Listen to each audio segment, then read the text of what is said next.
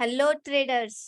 आप सभी की रिक्वेस्ट पे हम फिर से निफ्टी और बैंक निफ्टी एनालिसिस की वीकली सीरीज शुरू कर रहे हैं।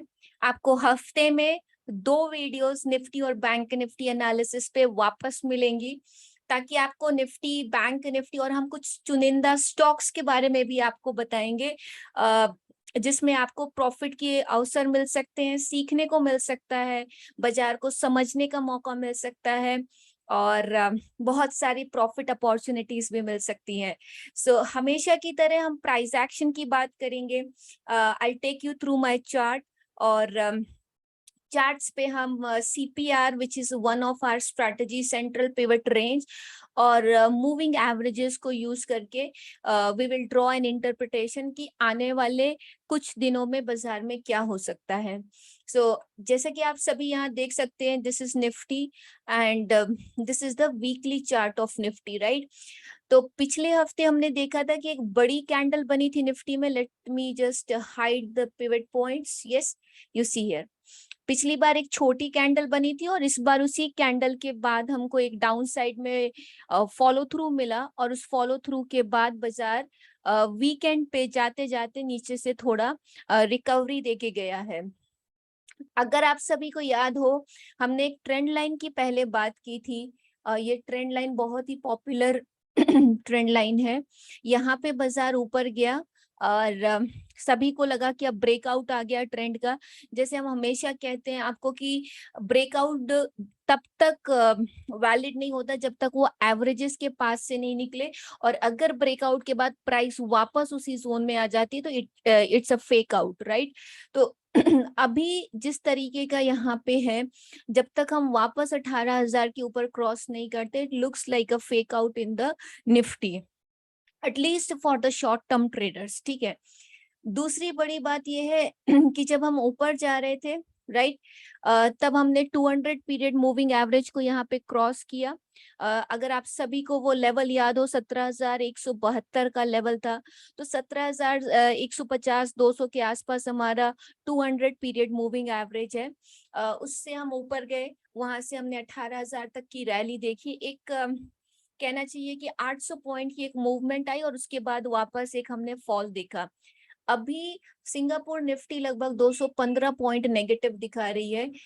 मेरा मानना है कि अगर हम 200 सवा 200 पॉइंट नीचे खुलते हैं, मतलब 350 के लेवल्स के आसपास इस जोन में खुलते हैं, तो हो सकता है, एक संभावना ये है कि हम इस हफ्ते वापस इस 200 MA की रीटेस्टिंग करें। ठीक है, दो कॉन्सेप्ट्स होते हैं जैसे कि हम हमेशा बात करते हैं। एक होता है जब वो लेवल ब्रेक होता है और उसके बाद उसी लेवल की प्राइस ने रीटेस्टिंग करनी होती है for the resumption of the trend. I think that retest is missing. एक बार यहाँ पे हुआ था इस कैंडल पे वो रीटेस्ट, लेकिन फिलहाल वो रीटेस्ट बाजार में मिसिंग है।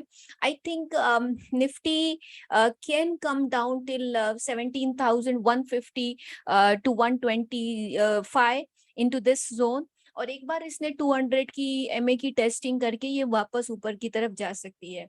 सो जिनके भी पोर्टफोलियोज हैं, they need not to worry, उनको चिंता करने की कोई आवश्यकता नहीं है। Short term traders can participate in the correction. अगर बाजार में डाउन साइड में ट्रैक्शन आता है तो दे कैन पार्टिसिपेट, और जो स्विंग ट्रेडर्स है दे कैन वेट फॉर 17,100 125 और उस जोन में खरीदारी कर सकते हैं। तो फिलहाल के लिए ओवरव्यू इस प्रकार से है। आप अपनी स्ट्रैटेजी एज पर आपकी ट्रेडिंग स्टाइल चूज कर सकते हैं। If I go to a 5-minute chart here, let's look at it here, this is how it looks like. तो एक हमारा CPR यहाँ पे बाकी है, तो वी कैन सी जब भी बाजार यहाँ से रिवर्स होगी 17,100 150 के लेवल्स को कंप्लीट करके एक बाउंस 17,800 850 तक का वहां से हमको देखने को मिल सकता है। फिलहाल ये जो पूरी साइडवेज एक्टिविटी थी पिछले 4 दिनों की, अगर गैप डाउन के साथ और 17,350 के नीचे ट्रैक्शन आता है तो फिर क्योंकि अगर आप ये पूरी बैंड देखेंगे, let's look at this band. This is your band of sideways move तो अगर आप ये पूरी बैंड देखेंगे, this is 345 on the down side and 726 on the up side. ठीक है, तो लगभग 400 पॉइंट की बैंड है, तो बिल्कुल हम 17,100 125 की रीटेस्टिंग कर सकते हैं। और अगर दूसरी पॉसिबिलिटी ये है कि अगर हमने 345 के नीचे सपोर्ट लिया 325 310 और वहां से प्राइस एवरेजेस को होल्ड करके ऊपर जाना शुरू करती है, तो उस केस में फिर हम रिबाउंड भी देख सकते हैं। मेरी सलाह ये है कि गैप डाउन के बाद तुरंत कोई भी ट्रेड ना ले, थोड़ा सा 1 घंटे आधे घंटे बाजार को सेटल होने दे, फिर बाजार का में जो प्राइस एक्शन है उसको देख के फिर डिसीजन लें कि यहाँ पे आपको क्या करना है, बाजार का रिएक्शन प्राइस एक्शन देख के। Let's quickly look at the bank Nifty. This is bank Nifty, और डेली चार्ट अगर हम बैंक निफ्टी का देखें तो बैंक निफ्टी ऊपर गई, लगभग यहाँ पे आई, इस टॉप तक आई थी, उसके बाद ये डिक्लाइन हमको देखने को मिला। वीकली चार्ट्स पे बैंक निफ्टी इतनी बेयरिश नहीं है जितनी निफ्टी थी, मतलब पिछले हफ्ते की अगर हम बात करें तो Nifty under performed bank Nifty, Nifty का अंडर परफॉर्मेंस हमको दिखा है। तो बैंक निफ्टी ठीक है, चार्ट्स पे स्ट्रॉन्ग है, बैंक निफ्टी में इतनी बिकवाली नहीं आएगी चार्ट्स और प्राइस एक्शन के हिसाब से।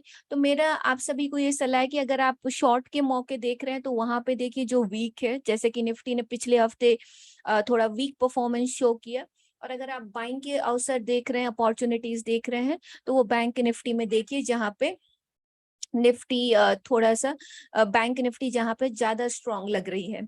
तो एक बार फिर से अपने एवरेज की टेस्टिंग कर सकती है, 38,483 के लेवल्स हमको बैंक निफ्टी में फिर से देखने को मिल सकते हैं इस हफ्ते।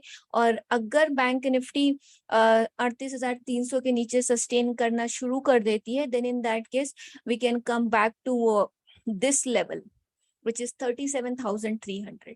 तो ये जोन है, और निफ्टी पे काफी कुछ डिपेंड करेगा। अगर निफ्टी यहाँ पे 200 की रीटेस्टिंग करती है आने वाले हफ्ते में, तो बैंक निफ्टी भी जरूर अपने पिछले लो को, ये वाला जो कैंडल था रिट्रेसमेंट वाला, इस कैंडल के लो को मतलब 37,250 के आसपास के लेवल्स को रीटेस्ट कर सकती है। ठीक है, तो आज के वीडियो में इतना ही। आपको क्या कैसा लगा वीडियो, क्या कुछ आपने सीखा? आपका कुछ भी सुझाव है, सजेशन है, क्वेरी है, आप कमेंट बॉक्स में कमेंट करना ना भूलें। कुछ दिनों बाद फिर मिलेंगे मार्केट की नई अपडेट्स के साथ। तब तक आप सीखते रहिए, प्रॉफिट करते रहिए, और I will catch you in the next video. Thank you.